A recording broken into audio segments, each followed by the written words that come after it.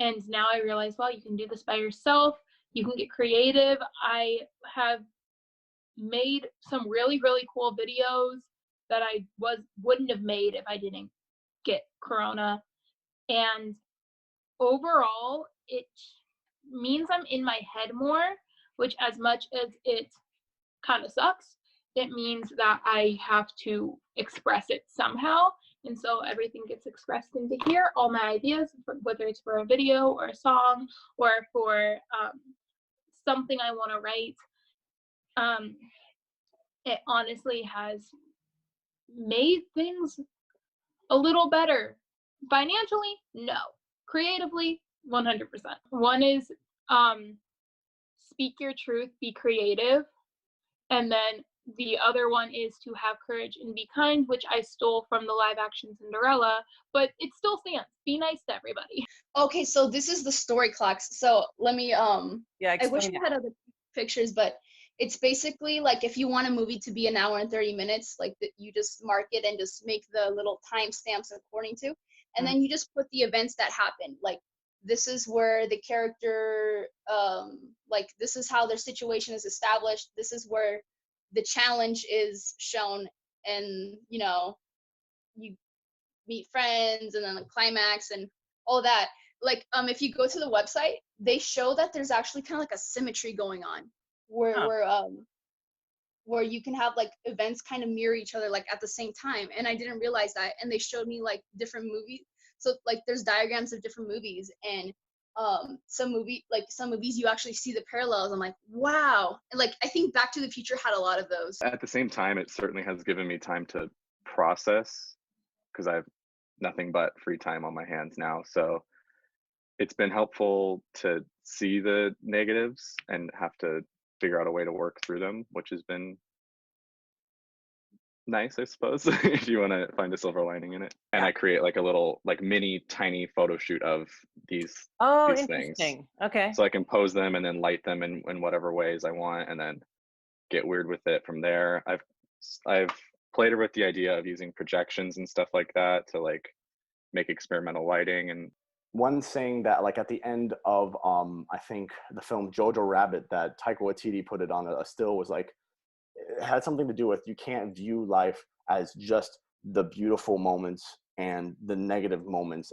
Life isn't either or, it's just life. As far as like creative thinking, like I don't know, like I was just kind of like just waiting for like everything to become like normal. No, I might like cold read some stuff, you know, to stay, you know, active. Right. As far as like acting wise, but that's good.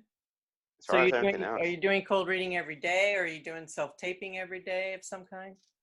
Yeah, like usually when I'm about to go to bed, I would do a cold read, and I'll go to bed. First of all, it's affecting me as an artist by trying to really put more time into myself from home, and just trying to figure out my own style from home. Like just re-watching a bunch of like films growing up now, I've learned a lot about how certain characters can become the way they are in certain situations. And another thing that's been really interesting as an artist with being in this quarantine is I've learned to pick up certain new skills. Like I've pretty much learned how to do camera work now, strangely enough, in a different way. And something that I've always wanted to do is do a YouTube channel, because I love people who bring their passion and excitement to others and share that with others. And I love listening to people talk about movies who are really passionate about those movies, and you know, it reinvests myself. I get myself reinvested into my love of film. So I've been expanding well, let me rephrase that. I've been casting a wider net for voiceover. Speaking through some friends, I found this new website called ACX. It's an audiobook website where they post auditions for books that are wanting to become into audiobooks. And then after they are finished and produced, they will then post them on places like Audible and other platforms. Since last year, I've been doing these stories with a friend of mine, and we're really active on Twitter. So a lot of people actually read some of the stories we do and post online. which is kind of gaining an audience because out of all the film classes I've taken, they say to build an audience, like whatever form that really means.